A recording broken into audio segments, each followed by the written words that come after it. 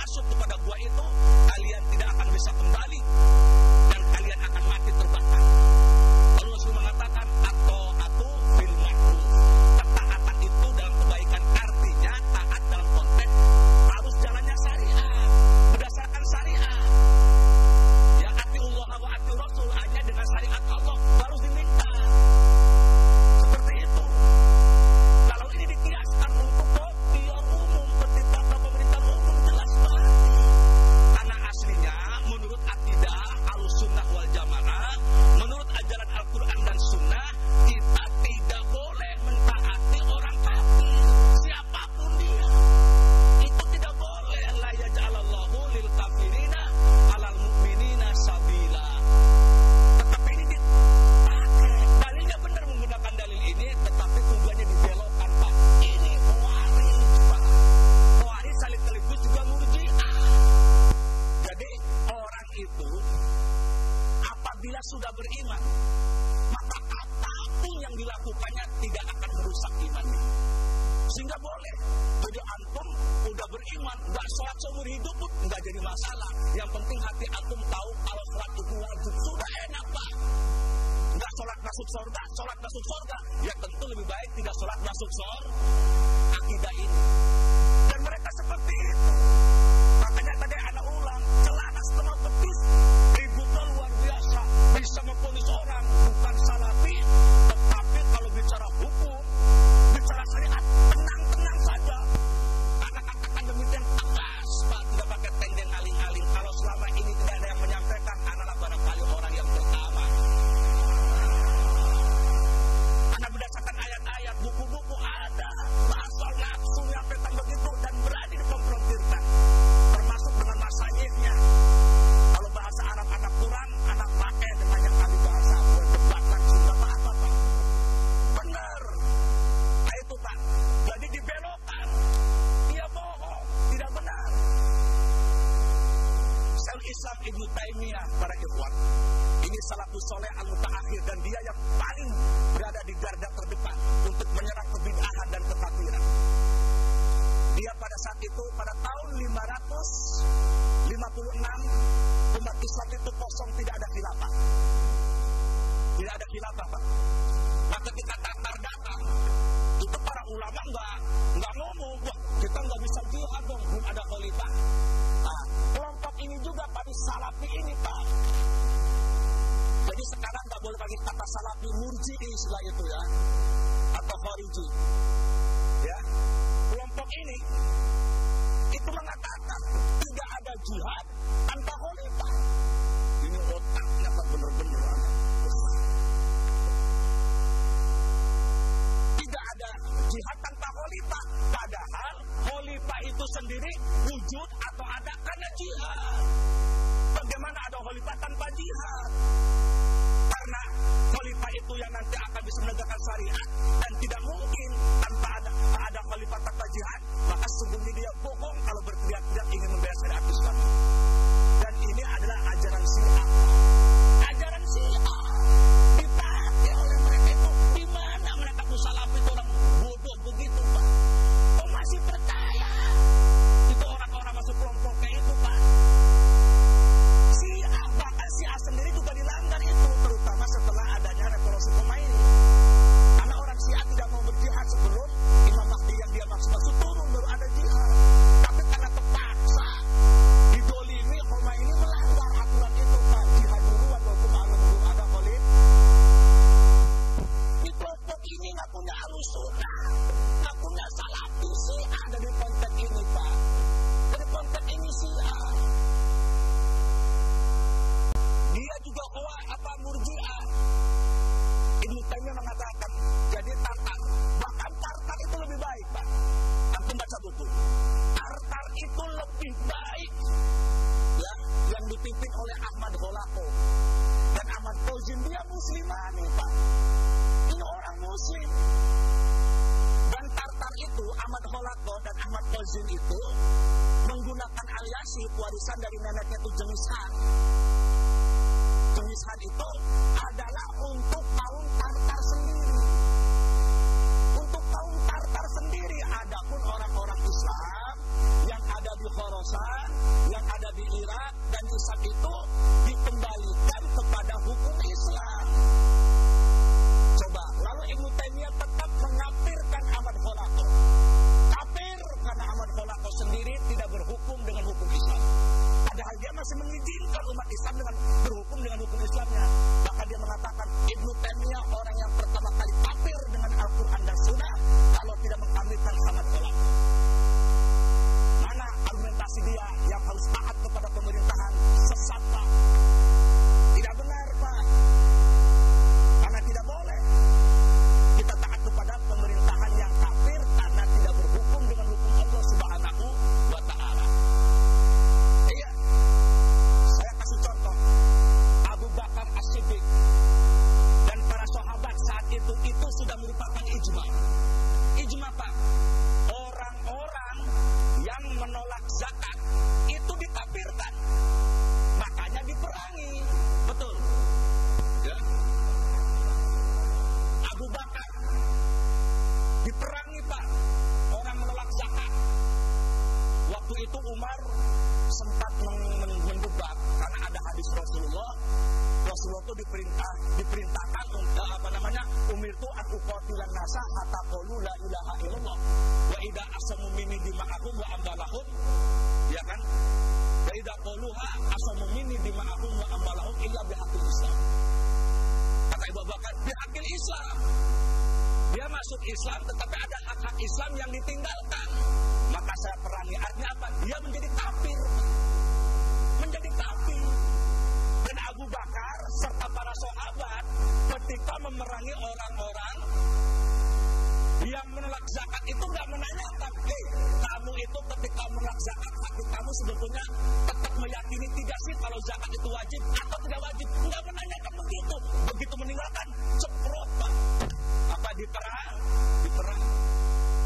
diperangi dulu. Kalau orang berbuat kemungkaran dinasehati tidak akan keluar, Pak. Tidak akan berhenti.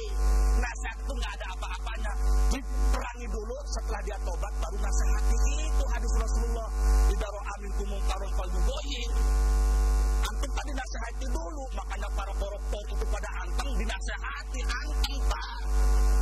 Iya kan? Nah itu murjiah. Murjiah itu peledak semua kejahatan. Diperangi, Pak, oleh Abu Bakar As-Siddiq. Ya, seperti itu. Bahkan dia mengatakan, wallahi la uqatilanna man farraqa baina sholati wa zakat. Demi Allah, akan saya perangi orang yang membedakan antara sholat dan zakat. Artinya, orang yang meninggalkan sholat dan orang yang meninggalkan zakat, dua-duanya sama. Dan ketika memerangi mereka, mereka tidak menanyakan terlebih dahulu. Ini yang disebut dengan aslul iman. Yang banyak tidak diketahui juga, Pak, aslul iman. Jadi aslul iman atau semua dosa yang termasuk kepada aslul iman, Pak, ya, ketika diucapkan baik berupa ucapan ataupun perbuatan, itu tidak membutuhkan kepada keyakinan hati. Sekadar berbuat, dia bisa divonis kafir. Orang-orang yang menolak zakat itu orang yang tidak memerangi orang Islam, Pak. Tidak memerangi orang Islam.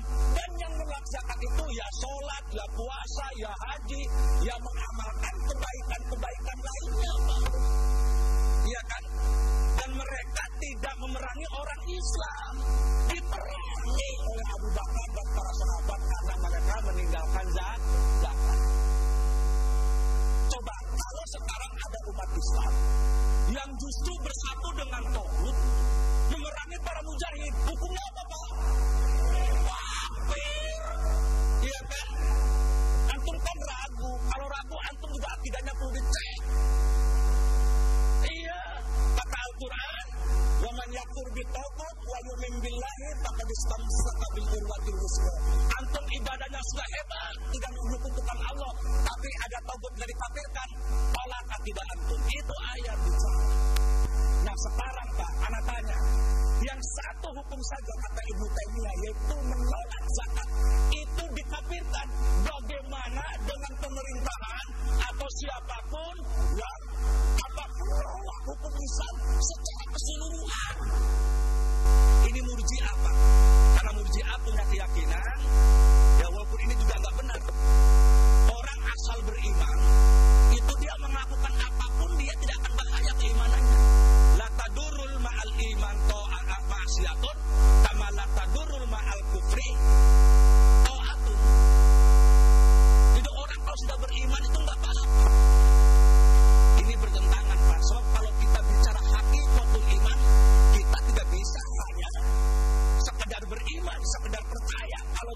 Yahudi, iblis dan Fir'aun pun juga beriman. Tetapi yang dimaksud di sini at-tasdiq al-jazim. Tasdik yang benar-benar meyakini sehingga menimbulkan ketaatan hati dan ketundukan hati yang ini nanti teraplikasikan di dalam perbuatan anggota badan. Itu hakikatul iman. Dan kata Allah, ikhwan, anak tanyakan lagi kepada antum semuanya di dalam surat Al-Hujurat 49 ayat 7. Walakinallaha habbaba ilaikumul iman. Allah wa zayyanahu fi qulubikum. Allah telah menjadikan hati kalian cinta kepada iman. Kalau orang betul-betul cinta kepada iman dan ada keimanan, tidak mungkin orang itu bisa bergaul dengan orang kafir. Walaupun hanya singgul, apalagi kalau duduk bersama dengan mereka, bahkan ikut membela misi-misi mereka, termasuk yang dilakukan oleh Luqman bin Muhammad Abdu itu. Jelas Pak, hukumnya sudah jelas sebetulnya ini. Sudah jelas.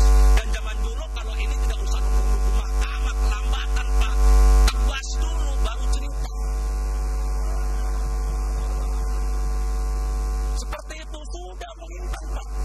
Bahkan dia lebih jahat daripada jin. Jaringan iblis ini berat. Jin walaupun sesat Pak, walaupun gak kenal Al-Quran, masih mau diajak debat Pak. Masih gentleman walaupun gentleman sesat Pak. Kelompok ini lebih tidak benar lagi. Lebih tidak benar lagi. Lebih sebutnya banyak. Bukan salah. Salah itu Rasulullah para sahabat soleh. Dan mereka itu tenang ahli jihad. Tidak mungkin orang mengenal ilmu tidak mengenal jihad itu omong kosong. Pasti mengenal. Ini orang menolak. Mereka itu tidak pernah merasa terbawa hati mereka untuk membela kaum muslimin yang ada tempat lain. Kita kalaupun tidak membela karena Hizbullah, kalaupun kita tidak membela karena Filistin, tetapi kita tetap wajib menghadapi Yahudi. Nggak usah menunggu adanya Hizbullah menyerang Yahudi. Tidak perlu menunggu ada Filistin Yahudi. Tidak ada pun kita wajib memerangi mereka. Itu dijelaskan dalam surat Al-Maidah ayat 82. Ya kan? Inna asadan nasi adawatan lil ladina amanu aw yahuda wal ladina asyraku. Jelas Pak. Kita justru akan menjadi banci semuanya Pak. Menjadi mukmin-mukmin yang melepaskan akidahnya di astok Pak. Kita lalu hidup dengan kekafiran, hidup di bawah hukum kafir, padahal budaya atau masyarakat semacam ini tidak ada pada zaman Rasulullah, khilafah Rasyidun dan khilafah Islam. Beginilah barangkali bisa memberikan satu pelajaran bagi kita dan peringatan bahwa ini bukan main-main gitu. Kita akan buka sesi tanya jawab untuk yang pertama. Kita akan berikan kesempatan. Kita akan berikan kesempatan terlebih dahulu kepada 3 orang. Mohon disebutkan namanya dan pertanyaan ditujukan kepada siapa. Yang kita katakan adalah bagaimana adab kita atau umat terhadap orang jahil. Karena di dalam hadis disebutkan barang siapa yang mencela orang berperang di jalan Allah, dia seolah-olah membunuh seorang mukmin. Ini tidak benar. Wassalamualaikum warahmatullahi wabarakatuh. Yang pertama terkait dengan istilah salafi itu yang saya tanyakan adalah apakah istilah salafi itu nama sebuah sifat atau kelompok, atau barangkali salafi itu bisa tersematkan kepada siapapun di zaman apapun selama dia bisa berinteraksi secara baik dengan Quran dan Sunnah. Artinya ini kelompok atau sifat. Kemudian yang kedua, saya sering kali membaca buku-buku salafi dengan salafi kelompok kawarij ini. Ya, sering kali ketika saya membaca buku-buku itu di hati merasa makan sekali. Cuma yang sangat saya sayangkan juga banyak sekali ternyata gerakan-gerakan yang gerakan-gerakan Islam yang lain juga ternyata cukup lemah dalam mengkontrol. Karena barangkali disibukkan dengan permasalahan eksternal, kehadapan Amerika dan sebagainya. Tapi saya lihat memang sangat lemah. Misalkan ketika saya baca buku mereka tentang kesesatan jamaah tabligh, juga tidak ada yang buku yang kemudian mengkontrol. Kesesatan lima sedikit ya mengkontrol. Nama saya Muhdor dari Pondok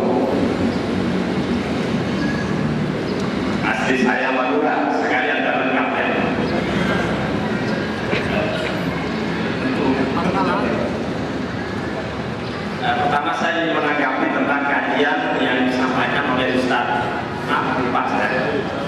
Ya, sangat semangat sekali dan sebagian besar saya sependapat, tapi tentu tidak semuanya. Tentang pembahasan tentang tadi soal apa itu salafi, saya sependapat. Artinya apa? Saya sama salafi yang ngaku salafi ini karena memang tidak ada contoh bahwa orang yang mengikuti begini kodu salafi tidak. Jadi saya tidak sependapat dengan para kawan-kawan yang mungkin dirinya salafi dan salafi sebagai satu stempel. Jadi bagi saya salafi sebenarnya sebuah kalimat saja yang ditempelkan kepada seseorang. Maka dengan itu tidak boleh taksub kepada apa yang namanya salafi. Karena Islam ini Islam satu. Yang kedua, rupanya ahli sejarah. Saya ingin sedikit menanyakan kepada Ustaz ini bagaimana sejarah Islam antara tahun 300 sampai 500 Hijriah. Bagaimana pergolakan di situ, kepemimpinan bagaimana ya antara 300 sampai 550 Hijriah.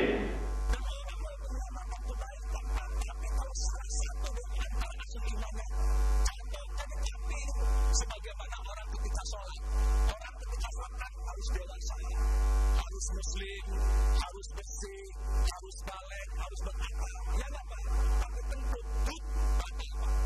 Betul nggak? Semuanya juga sama. Apapun kebaikan yang dia lakukan, tetapi tidak berhukum dengan hukum Allah Subhanahu wa Ta'ala, maka dia bisa diponis seperti itu. Dan ini akidah Ahlussunnah wal Jamaah yang asli. Iya Pak. Jadi argumentasinya apa? Memang seperti itu. Yaitu apabila itu karena kaidah tadi itu kita tidak boleh menentang pemerintahan yang sah. Itu titiknya di situ. Sehingga siapapun yang melakukan kata itu benar menurut Quran dan Sunnah karena melawan pemerintahan yang togut ya Allah. Ini biru. Ini sesat. Karena yang dimaksud Rasulullah atau ayat itu pemerintahan yang berhukum dengan hukum Allah, bukan dengan hukum togut. Kalau begitu nanti Ibrahim pun juga teroris. Karena dia melawan pemerintahan yang sah Namrud. Betul. Walaupun itu teroris, walaupun itu bukan teroris, kata Fir'aun akan berusaha. Dia sudah membuat kerusakan, akan membuat agama kamu, akan merubah agama kamu. Cuma belum ada teroris waktu itu, ya kan? Dia juga teroris, melawan Fir'aun yang berkuasa itu Fir'aun. Iya kan? Kalau ukurannya itu. Tapi kan mereka bukan orang-orang sesat, orang-orang kafir yang justru harus dilawan kalau mampu. Kalau tidak mampu, kita mendidik masa dulu, mendidik jamaah dulu sampai mampu, tapi hadapi. Soal kita yang ini memang belum mampu, tak berbeda. Karena Allah sendiri tidak memaksa orang yang belum mampu untuk melakukan sesuatu. Jadi jelas Pak, kita tahu Pak kalau kelompok ini di mana sebetulnya mereka itu, siapa di belakang mereka. Maka saya sering mengatakan, kalau ada orang ngebom, mungkin itu sebetulnya di belakangnya ada orang Amerika. Orang mungkin percaya, ya Pak ya, mungkin percaya. Tapi kalau ada menyampaikan ada orang jenggotnya panjang, celananya setengah betis, ya kan Pak, ngomongnya ini bid'ah, ini hurufah, ini itu, lalu ada mengatakan mereka sebetulnya ditunggu Yahudi, yang sulit untuk percaya. Tetapi justru disitulah Yahudi kehebatannya bermakin atau mengusulkan orang yang sulit untuk dipahami. Karena apa? Karena argumentasi yang dipakai juga ada dari agama. Sehingga kalau orang-orang yang nggak cermat dan teliti akan terjebak, termasuk orang-orang yang sekarang menjadi pengikutnya. Pura-pura Islam, pura-pura yang lain berarti kalau ketemu nggak akan nyampe salam Pak. Kan begitu yang ada. Jadi Imam Ahmad bin Hanbal Pak, dia adalah salafus saleh. Dia kan, kenapa dia tidak menentang masyarakat pada saat itu? Karena bila masyarakat pada saat itu atau pada periode Rasulullah sampai Turki Utsmaniyah itu yang jalan syariat Islam. Sehingga kita tidak perlu memberontak buat apa kalau Islam sudah jalan. Kalaupun ada pertikaian, itu pertikaian pribadi antara seorang mubalik dengan imamnya. hukumnya, termasuk yang dilakukan oleh Muhammad dengan maklum. Ya kan begitu kan? Kata Imam Ahmad dan kalau di atas Quran maklum bahwa kafir, maklum mengatakan walaupun Imam Ahmad tidak menyerang maklum kafir, tapi mengatakan barang siapa dan maklum termasuk yang mengatakan bahwa Quran itu adalah maklum, maka semua kafir menurut Imam Ahmad.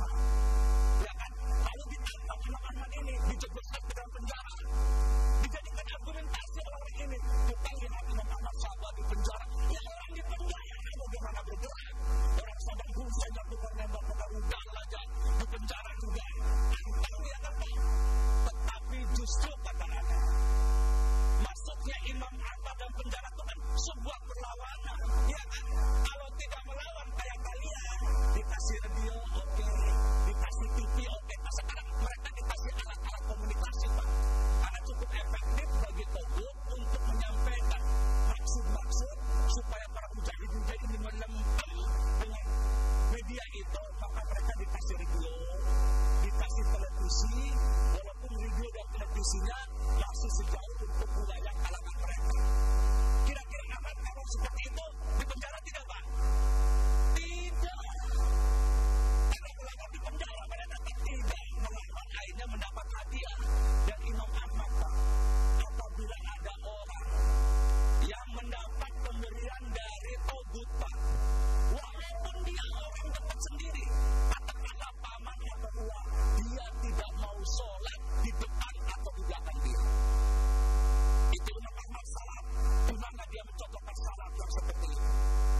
Kenapa mencari salah yang palsu? Cari salah yang setengah-setengah. Bahkan banyak dengan Al-Quran. Ali bin Abi Thalib ketika dia perang Pak, lalu Romawi mengatakan, ya Muawiyah, kami akan bersatu dengan Anda melawan Ali. Apa? Kalau Anda membantu saya untuk menghadapi Ali, maka saya akan bersatu dengan Ali untuk menghadapi kalian. Maka mereka yang punya hujah katanya mengambil tentara kafir dan alasan terpaksa dusta Pak. Tidak ada. Di mana dustanya? Di mana kebenarannya? Dodolnya mana? Tidak ada Pak. Diharamkan. Rasulullah tidak pernah melakukan semacam itu. Yang namanya perang ya darurat Pak. Tidak ada perang santai, itu tidak ada. Perang itu darurat. Makanya kata Nabi, al-harbu hub'an. Al-harbu hub'an. Perang itu adalah tikudaya. Semuanya darurat. Tapi Nabi tidak pernah meminta kepada orang-orang kafir untuk membela mereka perang dengan orang kafir. Tidak ada Pak. Itu dibantah oleh hadis Aisyah. Kata, kalaupun Nabi meminjam sama orang kafir, itu ala-ala. Itu berbeda dengan meminjam pasukan terjun untuk menyerang orang Islam. Itu jelas. Kiasnya Pak tidak benar. Mereka itu menganggap istilah atau bunuh diri. Itu tidak benar. Kata Syekh Ishaq Ibnu Taimiyah begini Pak. Kalau Anda membunuh diri Anda, dan diri Anda itu sebetulnya lebih berharga ketimbang orang lain atau jiwa orang lain, tapi Anda melakukannya demi kemuliaan agama, maka jiwa orang lain jauh lebih berhak untuk dibunuh dalam rangka menegakkan syariat Islam. Itu Syekh Ishaq Ibnu Taimiyah menafsiri hadis Rasulullah tentang seseorang yang membunuh dirinya dalam rangka untuk kemaslahatan kaum muslimin. Bisa-bisanya mujahid di Palestina, di Irak, di Afghanistan itu teroris Pak. Antum bisa mengetahuinya saat pemuda-pemuda sedang sibuk membantu mujahid-mujahid di Irak untuk melawan Togut Amerika. Dia datang ke Istiqlal Pak, memakai masjid yang formal seakan-akan dia resmi, mengancam-ancam, meneriak-teriak, apa itu teroris, apa itu pembunuh. Antara jihad kaum muslimin Pak, coba Pak, lebih bahaya ketimbang Yahudi dan Nasrani. Betul? Assalamualaikum. Afwan. Ini sekedar saran saja untuk yang enggan berjihad dengan alasan yang macam-macam. Tolong sampaikan kepada mereka, tidak perlu sampai mempermasalahkan Libanon, Syiah atau bukan. Lihatlah Palestina. Tidakkah cukup hujah untuk Anda? Bahkan jihad itu telah wajib semenjak tanah Andalusia jatuh ke tangan orang kafir. Jazakumullah khairan. Mari saya katakan, maulah kalian laki-laki yang takut berjihad, ya, kalau menjadikan orang kafir sebagai laki. musyrikin analhum adzabun alim. Alladzina kafaru ayabtaguna indahumul izzah fa inna izzata lillahi jami'an. Berikan kabar gembira kepada orang-orang munafik bahwa mereka akan mendapat azab yang pedih. Itu orang-orang yang menjelaskan kafir sebagai wali, sebagai pelindung. Kenapa? Karena dia punya senjata nuklir. Allah bertanya, ayabtaguna indahumul izzah, apakah kamu ingin mendapatkan izzah dari orang kafir itu? Berlindung di putihnya Amerika. Amerika sekarang makanya persekutu dari Amerika pasti kenapa? Dia terlalu sering untuk film Hollywood. Karena dari dia tidak pernah kita susah nuklir itu menang terus dari film Hollywood. Maka dia bilang kalau bersekutu dengan Amerika pasti menang. Tapi di film dari Hollywood karena kisah tadillahi jami'an sesungguhnya keperkasaan keagungan itu milik Allah semuanya. Jadi ini saya akan jadi laki-laki mati kalau saya takut jihad dari kami. Maka jadilah kalian laki-laki walaupun sehari. Salaf itu bersifat maafkan walaupun tak datang. Jadi siapa saja yang menetapkan apa yang aku tetapkan dan para sahabat walaupun kami seorang sendiri.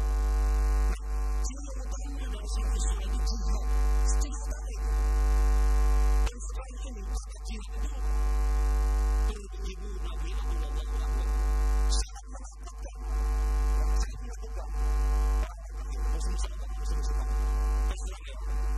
ketika kami menyambut seruan dari kepala biro politik Hamas Misal yang menyerukan di depan para ulama seluruh dunia di kota Doha pada 10 Mei 2006 bahwa beliau minta kepada seluruh umat Islam membantu mereka dengan dana, senjata maupun mujahid.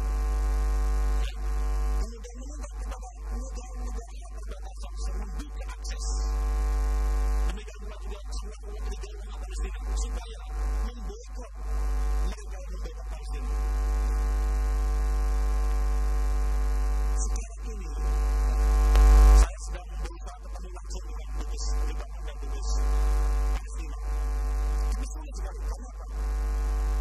Ketika Islam saya juga menyampaikan terima kasih kesehatan masih menjadi dengan banyak terima kasih Islam.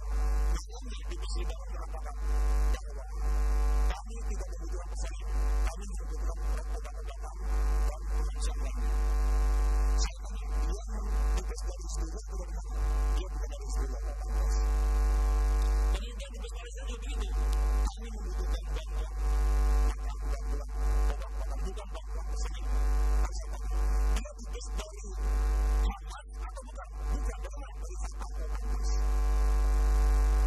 Jadi yang demikian, saudara, orang akan minta izin kepada mereka, minta visa untuk berangkat ke sana jihad. Kami beri, tidak kami beri. Tapi kami itu menjaga bina, kelahan di orang sebelah. Bahwa saudara bersungguh berjihad, yang kami akan gunakan jarak-jarak, menjauh-jauh tikus. Tapi yang menarik, mungkin bisa saya penuh dengan Amerika dan beberapa tahun sebelumnya, tapi sekarang dan sebagainya, dia berkata, kesiapan majlis mujahidin untuk berangkat, itu siap-siap pakai baru pakai baju dan pakai rompi, itu menggetarkan dunia, belum berangkat.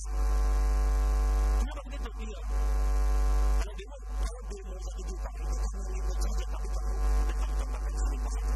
Tapi kalau ada mujahidin yang siap-siap pakai ransel, kemudian siap-siap yang berangkat, itu menggentarkan dada Amerika dan seterusnya.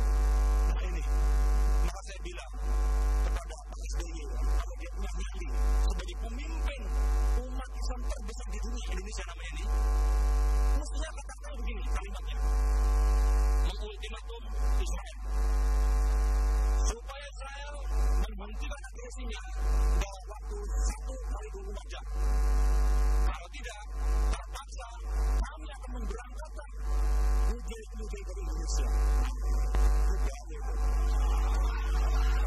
Tapi kerjaan Anda itu begitu.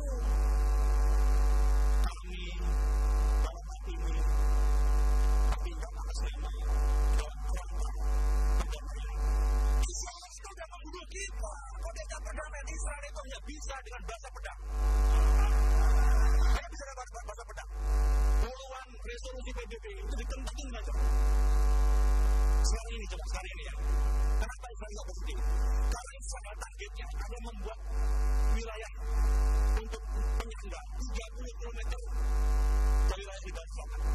Tapi sekarang sebenarnya seperti apa? Baru 70 km sudah ditembus sama sini. Lalu saya bilang, kami nanti mau gentarkan senjata. Kalau kami sudah berhasil masuk 30 km dari wilayah Libanon. Kenapa?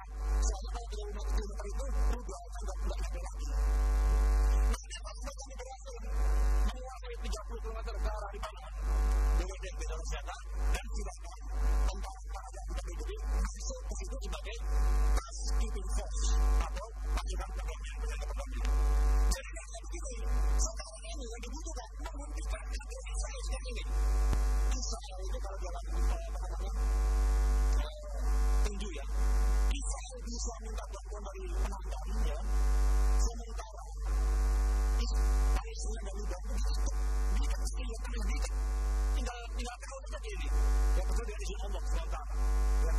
Sehingga apa?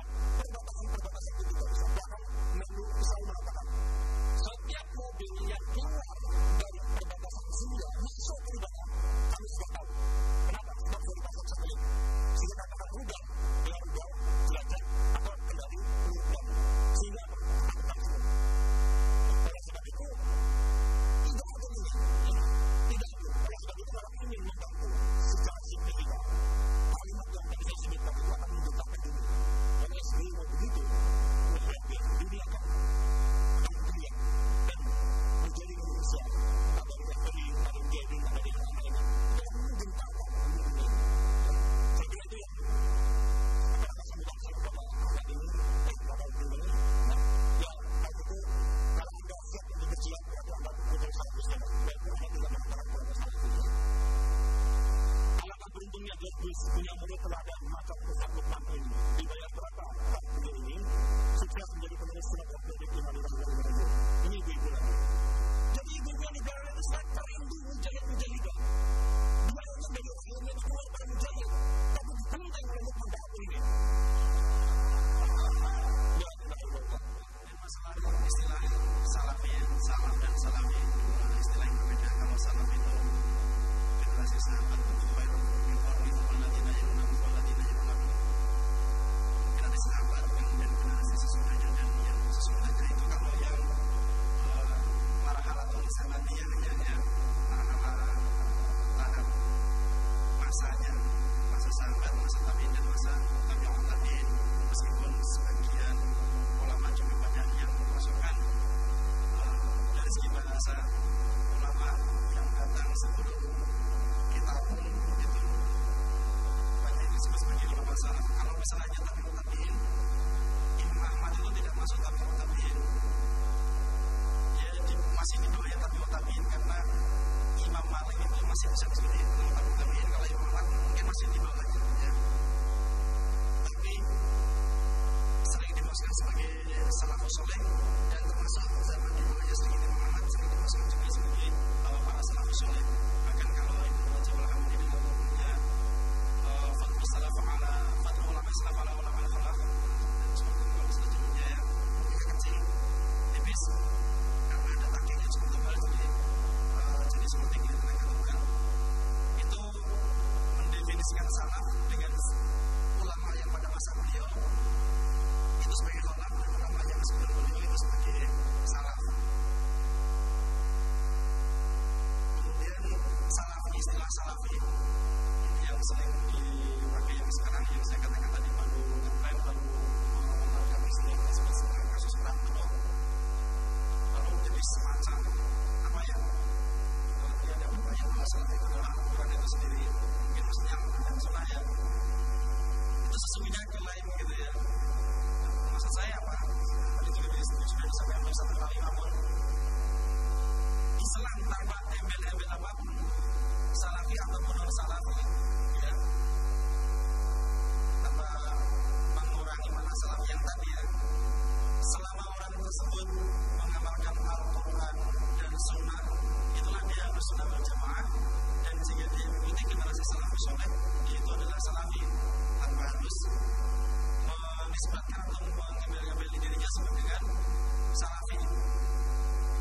sendiri pun sekarang itu tidak bisa kalau misalnya kita mau kelompokkan, tidak hanya satu kelompok, mereka banyak kelompok ya.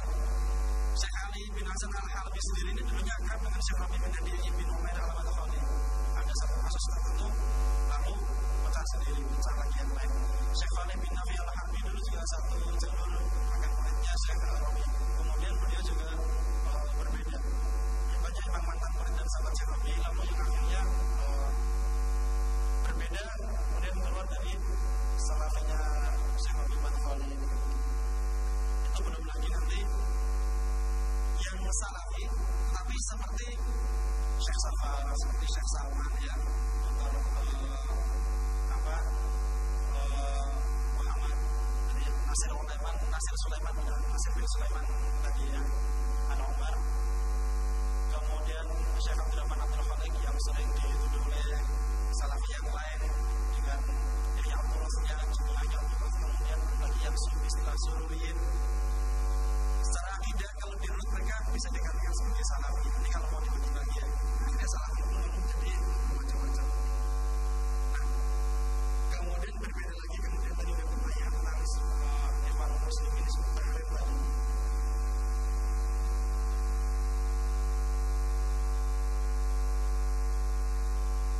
Ini yang sering dipermasalahkan, kedepankan. Wallahu a'lam, apakah itu masalah ini atau bukan? Karena dalam buku saya katakan sebetulnya masalah akidah itu bukan faktor utama yang membuat orang-orang salafi ini benci Ikhwan Muslimin. Ada faktor X yang membuat lalu orang-orang sebagian orang salafi ini benci pada Ikhwan Muslimin, dan lalu jamaah-jamaah yang lain. Kalau saya Robi itu kan punya buku jamaah kaidah al-jamaah, Suratul Wahid Asyarat ya, jamaah itu satu bukan jamaah-jamaah, dan syirat jalan itu satu bukan dua. Itu yang lalu dibantah oleh Syekh Abdurrahman Abdul Khaliq. Kemudian di mana Syekh Abdurrahman Abdul Khaliq beliau punya sebuah risalah yang judulnya Ar-Raddul Wajiz, bantahan ringkas gitu ya, ala Syekh Abdurrahman Abdul Khaliq. Dan Syekh Abdurrahman Abdul Khaliq itu juga mengutip pendapat-pendapat para ulama salaf yang termasuk di para ulamanya seperti Syekh bin Baz, Syekh Al-Albani dan Syekh Mustamin juga dan beberapa syekh lain tentang jamaat tadi itu. Maksud di antaranya adalah Ikhwan Muslimin, jamaah tabligh, Tahlil dan lain-lain. Kembali kita di masalah tauhid, yang paling sering dikutip itu adalah pendapatnya Hasan Al-Banna masalah tauhid ya,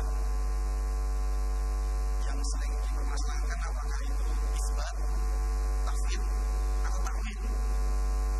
Dr. Yusuf Al-Farudhi punya bukunya yang terbaru itu berjudul Fusul Aqidah Baina Salaf wal Khalaf, perbedaan akidah antara salaf dan khalaf.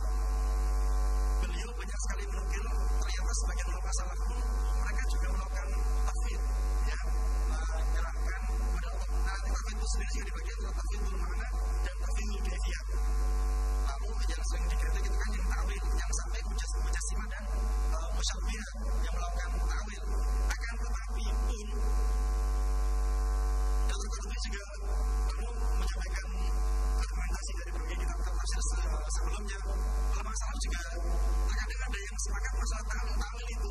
Memang ada ta'wil yang dia itu sesat, yang melenceng, ada juga ta'wil yang tidak mau ada ayat yang harus dita'wil. Misalnya ketika dalam Al-Quran melalui lisan orang-orang Yahudi mengatakan ya Tullahi ma'lula, tangan Allah itu terbelenggu. Bulat aidihim bimalu'inu bimakul, maaf dia di apa lidahnya mereka dilaknat dengan apa yang mereka katakan. Kemudian Allah mengatakan bal yadahu mabsuutatan yunfiqu kaifa yasha. Bahkan kedua tangan Allah itu mabsuutatan, terbuka lebar. Yunfiqu kaifa yasha, dia menafkahkan, memberi rezeki, maksudnya bagaimanapun dan pada siapapun yang dia kehendaki. Apakah akan dikatakan bahwa dua tangan ini adalah dua tangan beneran? Mau gak mau ya, akan ditakwilkan ini kan. Akhirnya sebagian ulama salaf mau gak mau ada memang ayat-ayat tertentu yang perlu ditakwil. Kata-kata kedua tangan yang terbuka lebar, sebagian ulama salaf menampilkan sebagai sikap dermawan. Kalau berani mengatakan itu adalah kedua tangan Allah, sudah musyabbihah dan mujassimah, tangannya dua memang betul. Ini firman Allah, tapi kita tidak bisa mengatakan demikian. Akhirnya ditakwilkan bahwa itu adalah sifat dermawannya Allah. Itu agak menarik pembahasan buku itu. Dan pustaka masalah bisa mendengar sebentar lagi.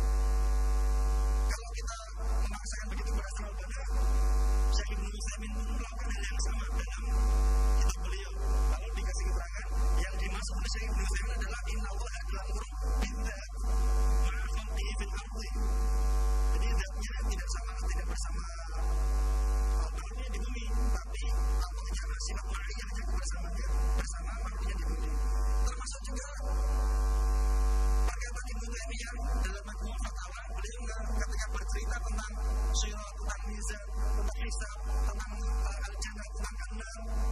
Ibnu Taimiyah mengatakan bahwa yang namanya tadi itu surga, neraka, sirat, mizan dan sebagainya itu lam yukhlaq ba'du, belum diciptakan. Ini kalau kita memahami secara literal sama dengan kita menyalahkan, maka menyesatkan Ibnu Taimiyah. Yang dimaksud oleh Ibnu Taimiyah adalah belum dipergunakan pada waktu itu, ya. Karena Ahlussunnah wal Jamaah kaum muslimin sepakat bahwa surga dan neraka sudah ada. Ini kesalahan tulis, lalu dijelaskan bahwa yang dimaksud adalah lam yahdus ba'du, belum terpakai lagi, kira-kira seperti itu. Dari sekian jamaah yang ditanyakan, kalau misalnya Ikhwanul Muslimin itu Syekh Mana Al-Qur'an dalam buku beliau Mabahis Al-Qur'an itu memuji secara objektif, termasuk mengkritik bahwa Ikhwanul Muslimin dengan Hasan al-Banna sebagai pendirinya mempunyai kelebihan begini-begini. Namun meskipun ada orang-orang yang mengkritisi kekurangannya dan tidak ada orang yang sempurna atau ulama yang sempurna, kita tidak bisa mengingkari kelebihan yang ada pada Ikhwanul Muslimin itu dalam Syekh Mana Al-Qur'an dalam Mabahis Al-Qur'an. Kemudian Syekh Bakar bin Abdul Zaid juga berpendapat kurang lebih sama demikian ketika membela Hasan al-Banna dan Said Qutb. Dan masalah pendapat Luqman Ba'du terhadap jamaah-jamaah ya itu sama dengan Syekh Rabi bin Hadi Al-Madkhali. Jamaah itu ada, jamaah itu satu. Ya, kami ini, saya dan kelompok saya kira-kira seperti itu. Sampai-sampai dalam bukunya ini mereka terus ini itu ketika mengomentari perkataan Ilmiah Samudra masalah organisasi di Indonesia, di sini tadi disebutkan dia proses Malaysia tadi itu sama dikatakan kesesatannya sudah diketahui oleh para ulama Ahlussunnah wal Jamaah. Jadi sebetulnya organisasi yang ada di dunia ini baik yang di ataupun di Indonesia, selain mereka itu disesatkan oleh jamaahnya Luqman Ba'du ini, dan bahwasanya mereka termasuk yang sampai sekarang yang namanya jamaah itu wahidah, jamaah itu hanya satu saja, itu kelompok mereka sendiri, yang lain dianggap sesat. Mereka menyebut yang lain sebagai firqah sesat. Padahal dalam Al-Quran ketika ada falsafah Al-Hamali memberikan argumennya kenapa beliau membedakan antara al-firqah an-najiyah dan al-firqah al-mansurah, beliau sederhana saja mengutip ayat yang ada di surat At-Taubah.